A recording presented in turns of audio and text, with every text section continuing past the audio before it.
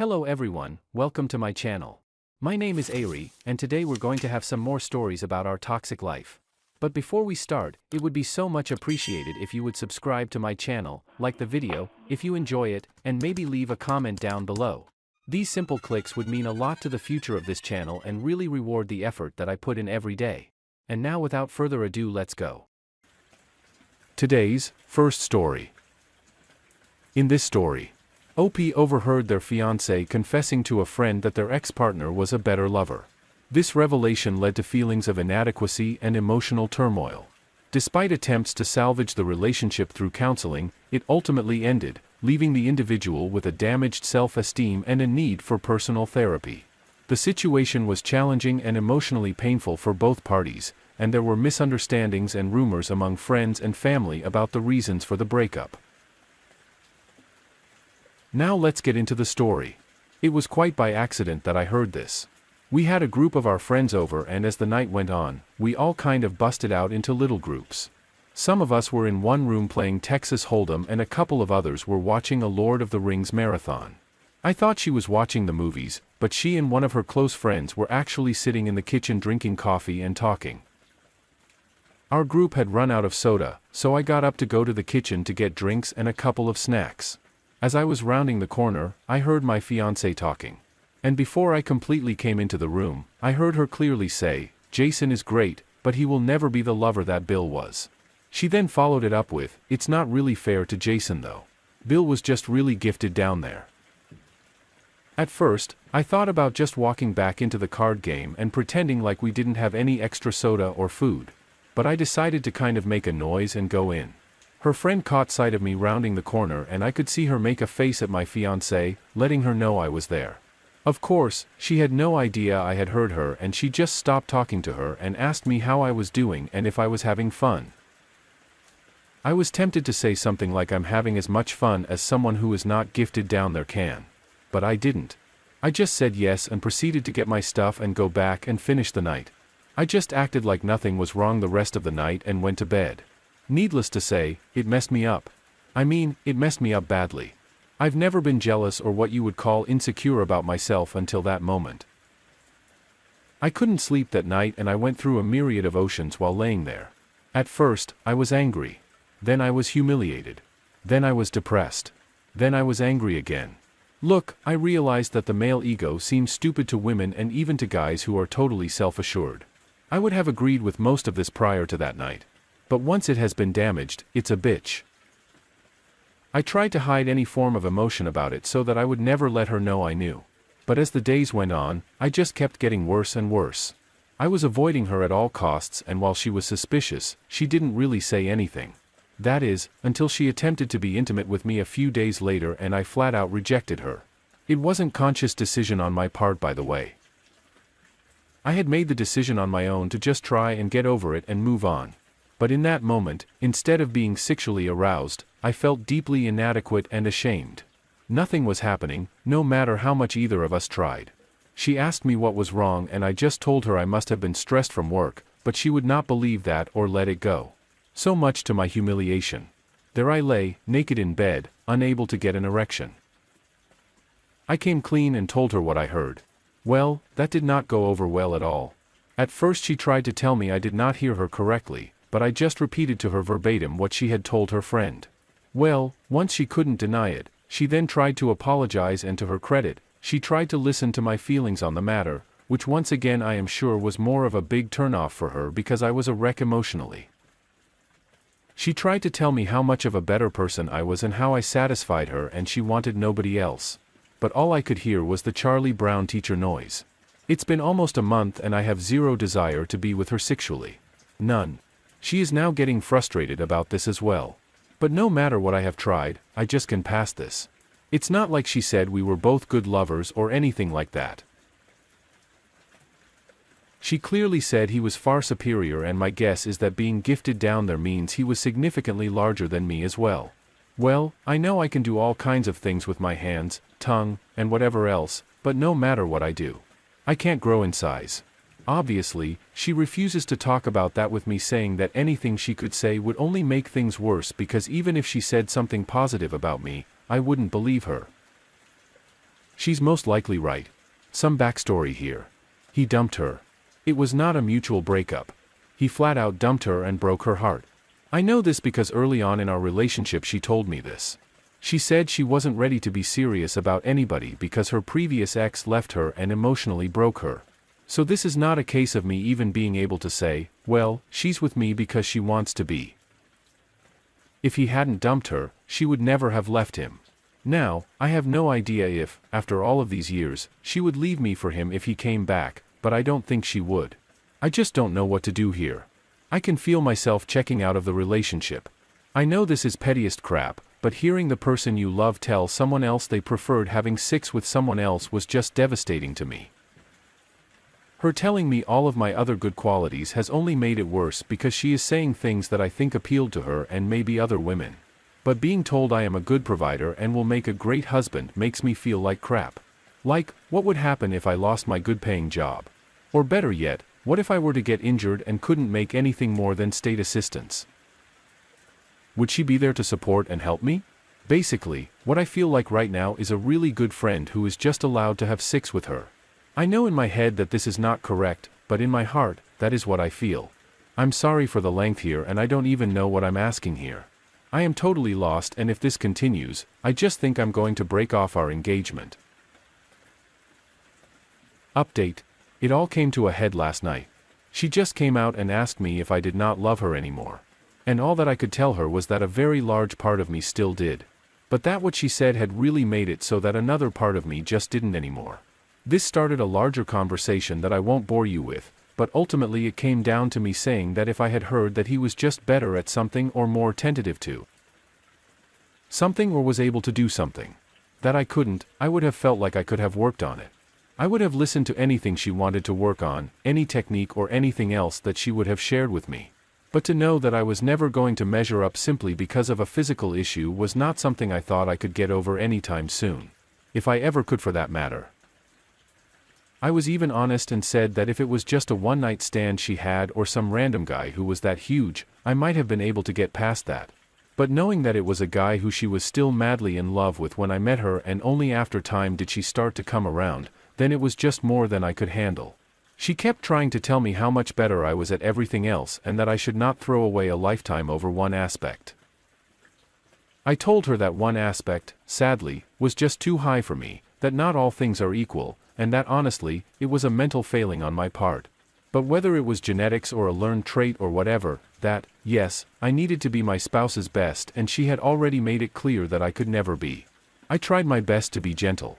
I tried to take all the blame by stating that I knew that my attitude was probably not healthy, but it was who I am. Now for the final update, it is over.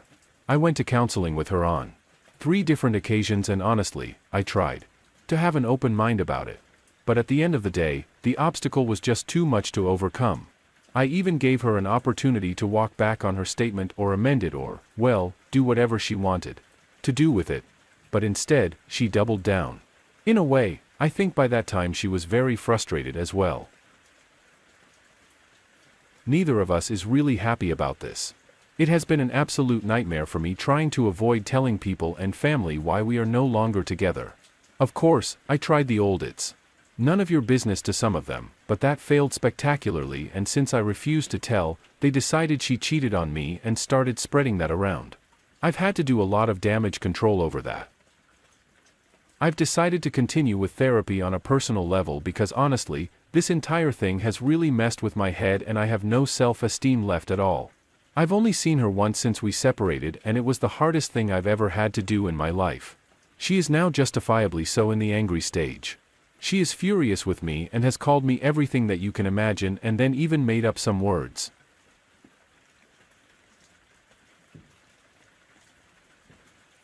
Today's second story. In this story, Opie has been married for 19 years and their spouse suddenly confesses to going on a blind date set up by a friend. The spouse went out late at night, and there's suspicion that something more might have happened during the date. It's revealed that the spouse wanted to replace the person with someone who had a higher income. Their relationship with the friend who set up the date also deteriorated. The person begins preparing to leave the marriage. Couples counseling proves unhelpful, and it's clear that the relationship is beyond repair. Now let's get into the story. My wife of 19 years told me about her friend setting her up on a blind date. She had a girls' night out with her friend. T set her up, apparently with a guy that she had slept with a few weeks earlier. T was hooking up with someone else and set my wife up with the past hookup. My wife went out at 7 p.m. and came home around 3 in the morning. The confession came completely out of the blue. She said she was sorry and wanted to work on our marriage. There were waterworks and lots of begging for forgiveness. She said that nothing happened between her and the guy because T had slept with him. She knew agreeing to meet the guy was wrong and going to meet him was even worse. I didn't believe that nothing happened like she said. She also said that the guy works at a sawmill and you make more money. That's why I was the better option. Basically, she was confessing to actively trying to replace me. If she had found someone with a better paying job, this post would be much different. Not long after that girls' night out and before the confession, my wife and T had a total meltdown of their friendship. Suddenly they went from best friends to T is a liar and a manipulative, jealous person, according to my wife. I think the confession, or partial confession, was to keep T from telling me about her sleeping with the guy.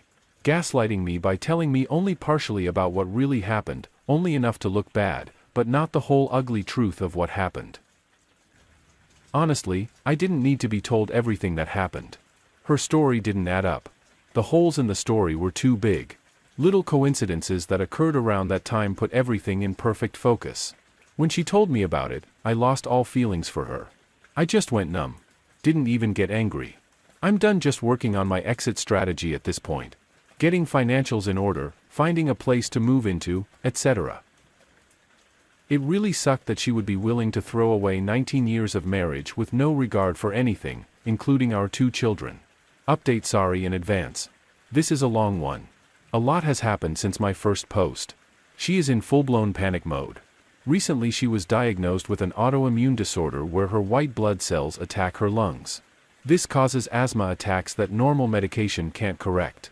The only drug on the market that controls the condition has a copay of $13,000 after her Medicaid.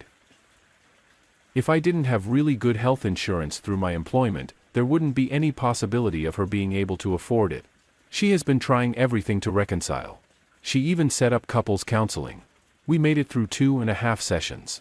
This explains why she came clean on partial truth and wanted to fix things.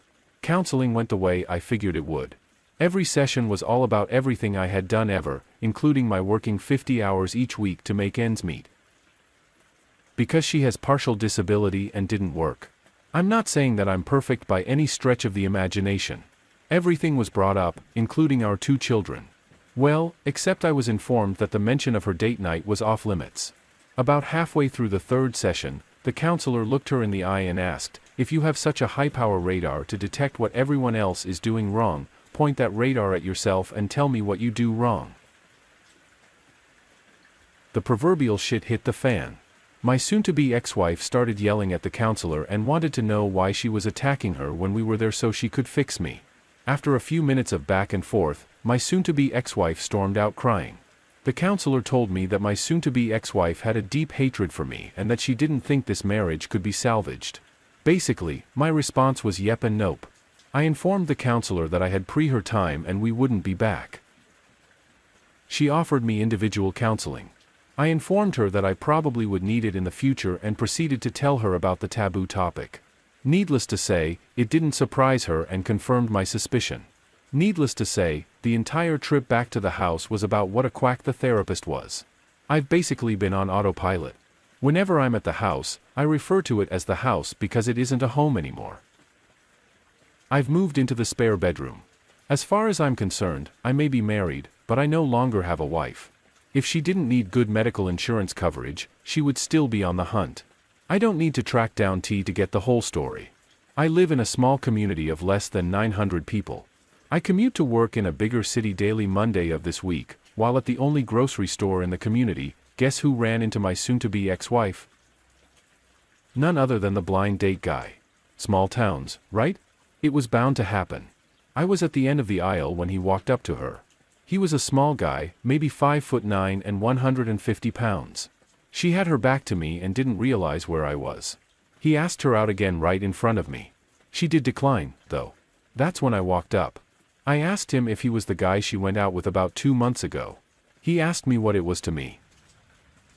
I backed him up against the shelves and told him that I had been her husband for 19 years. I thought it was going to soil himself. I'm 6'2" and 250 pounds and muscular. She tried to get me to back off. I grounded her to shut up, that she'd just better listen. Immediately she started crying. He told me that he was told she was single and begged for me not to kill him. I asked if they had 6.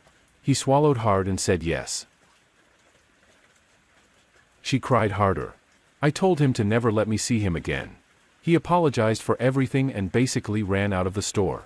Her affair partner outed her by being in the wrong place at exactly the perfect time. If it hadn't been him, I would have eventually ran into tea to get the story. Needless to say, most of the time I'm on autopilot. It's as if all emotion is gone. I have to fake happiness while I'm with my children. I don't know if it is an emotional self-defense mechanism to keep things from falling further apart. I know I should be in some kind of distress over this. One day it's going to hit hard. I no longer trust the things I know to be true. Do my children really love me, or do they love the things I give them? Do my parents? Do they only love the fact that I got good grades in school, never got into trouble, always had good paying jobs? The only thing I'm certain of is I can't stay in this sham of a marriage. I get up, go to work, barely eat or sleep. The only people I've told about this are strangers on the internet. I have no one to talk to about this. I go from one day to the next pretending I'm normal. Maybe my soon-to-be ex-wife was right. The therapist does need to fix me.